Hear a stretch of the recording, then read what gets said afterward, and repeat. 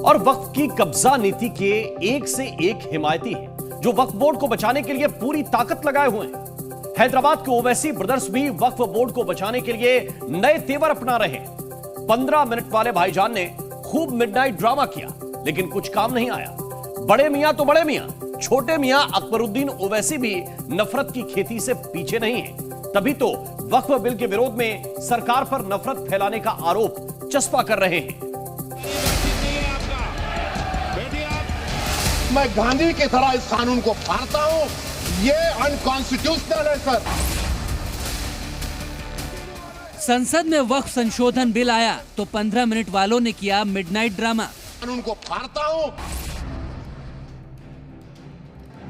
मुस्लिमों के रहनुमा बनने वाले हैदराबादी भाईजान तो वक्फ बोर्ड की जमीन खोरी का अंत देखकर इतना आग बबूला हो गए कि ओवैसी ने लोकसभा में खड़े होकर बिल की कॉपी ही फाड़ दी।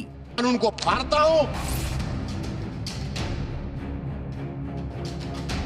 ये सब देश के संसद में उस वक्त हुआ जब लोकसभा में वक्फ संशोधन विधेयक पर चर्चा हो रही थी। तभी बोलने के लिए उठे एआईएमआईएम के अध्यक्ष असदुद्दीन ओवैसी ने आरोप लगाया कि मुसलमानों को जलील किया जा रहा है, तो उनके भाई ने भी नफरत बांटने का आरोप लगा दिया।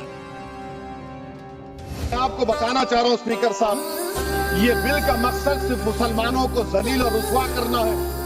मुसलमानों को दूसरे दर्जे का शहरी बनाने का इनका मकसद है कि वक्फ अमेंडमेंट बिल के जरिए अगर कोई निशाना बन रहा है तो वह हिंदुस्तान की सबसे बड़ी अक़लियत मुसलमान को निशाना बनाया जा रहा है।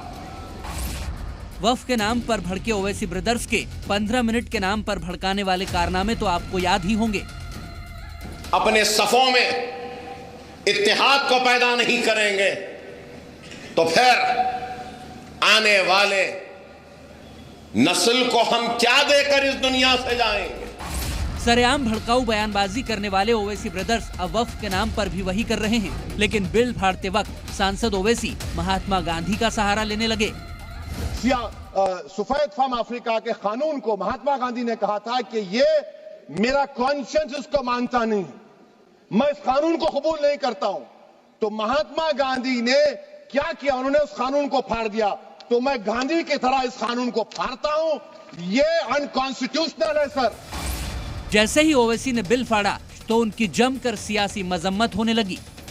जिस तरह से सोची समझी रणनीति है, लोगों को प्रोवोक कर रहे हैं। कल वहां से भी बिल नहीं फाड़ा है, देश के अल्पसंख्यकों को प्रोवोक करने की कोशिश की। ये बहुत दुर्भाग्यपूर्ण है। कल सदन में जो घटना घटी वो बहुत ही दुर्भाग्यपूर्ण है। इस तरह के एक्ट नहीं होने चाहिए। ये बिल जो है वक्फ अमेंडमेंट एक्ट, ये मुस्लिम समाज के डेवलपमेंट के लिए एक मील का पत्थर साबित होगा।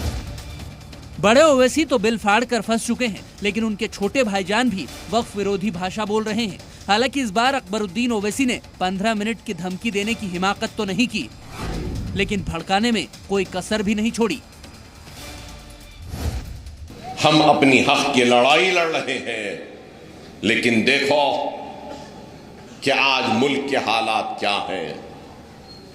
थोड़ी सी आवाज क्या उठती है, थोड़ी सी एहतजाज क्या होता है, थोड़ी सी नारेबाजी क्या होती है कि सुबह का सूरज निकलता है और हमारे बस्तियों और घरों का रुख बुलडोजर्स करते हैं और 2-3 घंटे में घरों को गिरा दिया जाता। हैदराबाद के दोनों ओवैसी भाईजान वक्फ को बचाने के लिए एड़ी चोटी का जोर लगा रहे हैं। धमकियों से लेकर उकसाने तक में कोई कसर नहीं छोड़ी जा रही। लेकिन मिडनाइट ड्रामा करने वाले ओवैसी भाईजान ये सच स्वीकार कर लीजिए कि एक था जमीन खोर वक्फ, जिसका आधी रात को हो गया अंत। ब्यूरो रिपोर्ट, जी मीडिया।